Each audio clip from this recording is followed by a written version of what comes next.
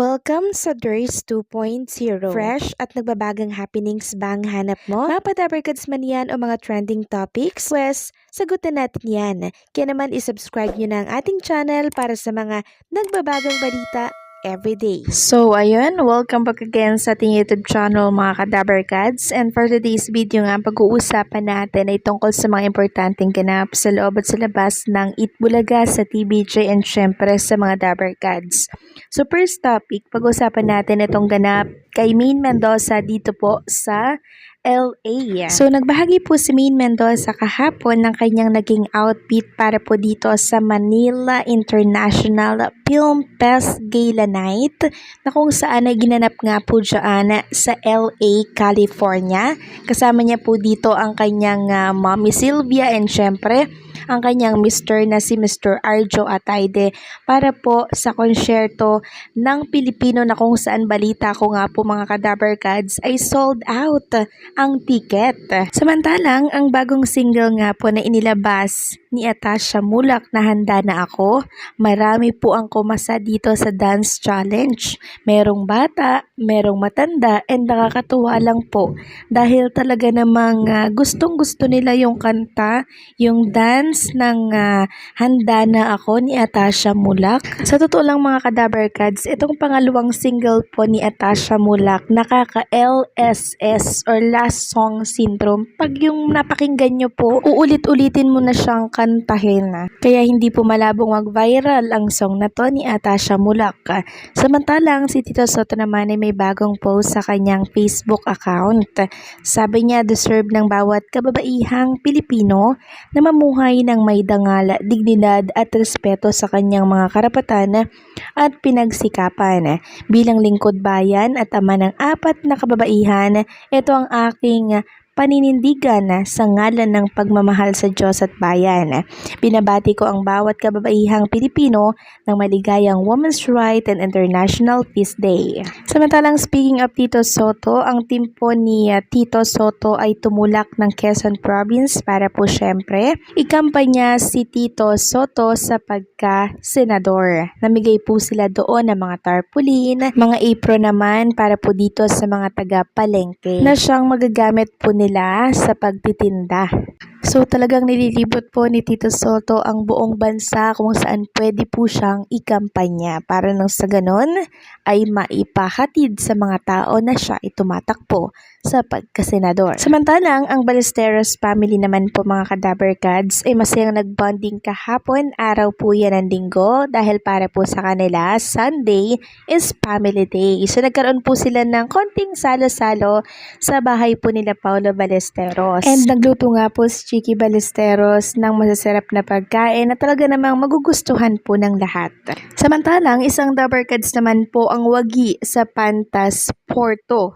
Walang iba kundi po ang asawa ni Mr. Ryan Agoncillo na si Judy Ann Santos. Hindi niya po lubos akalain na siya po ang hihirangin na Best Actress. Kaya naman ang marinig po ni Judy Ann Santos mga kadabarkads na pangalan niya po yung tinawag, mangyak-nyak po siya at nabigla rin po siya, nashock po siya na siya po pala yung Best Actress.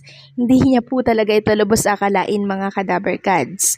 Sabi nga dito sa write-ups na ilalabas po ng isang article, may kutob na nga ang buong team ng Espantahon na may mapapanalunan sila sa 45th Pantas Porto International Film Festival dahil sa na-request sila ng organizer ng naturang film fest na dumalo. Kailangan lang nilang magdala daw ng isa sa cast ng naturang pelikula na in competition sa Pantas Porto. Kaya pinakiusap ni na attorney Joji Alonso si Judy Ann Santos kung pwede itong dumalo dahil na-commit na nila sina Lorna Tolentino at Janice de Belen sa Manila International Film Festival sa Los Angeles, California sa USA.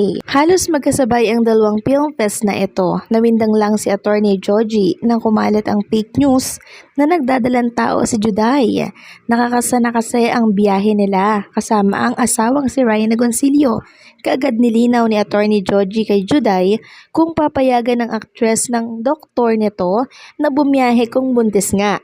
Tawang-tawa si Juday na sinagot ang producer niya na fake news iyon.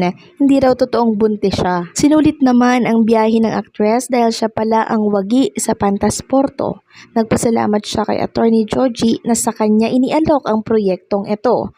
Bahagi ng acceptance speech niya nang tinanggap ang Best Actress trophy, "I would like to thank the jury of Pantasporto for the recognition. It is with great pride and honor that I am here to represent my country, which is the Philippines. I would also like to share this award to my director Chito Ronyo, our writer Chris Martinez, and my producer Attorney Georgie Alonso, and of course, to the Espantajo team and to my husband and to my 3 children.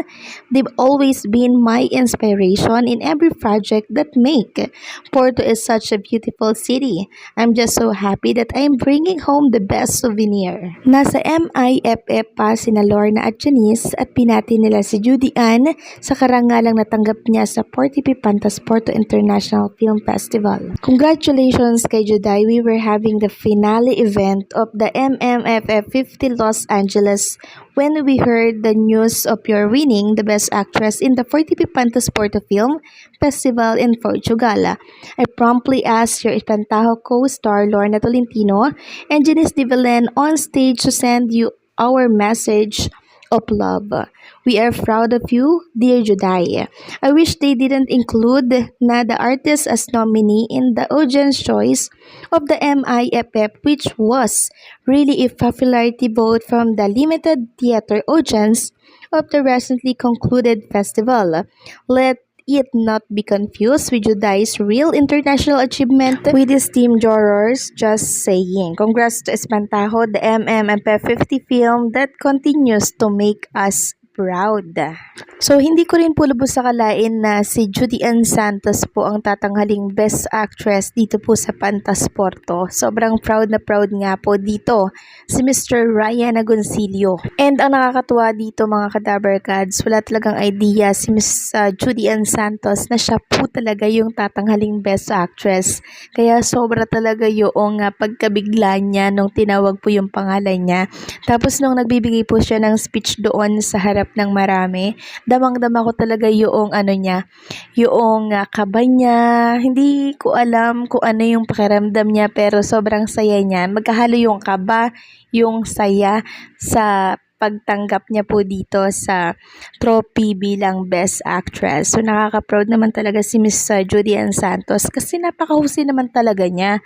And nakakatuwa lang dahil na-recognize po yung kahusayan niya sa pag-arte ng ibang lahi natin, ng mga jury. Kaya proud na proud po kami sa iyo muli. Congratulations Judy Ann Santos. Sobrang deserve po ninyo ang natanggap nyong trophy at karangalan dyan po sa Pantasporto.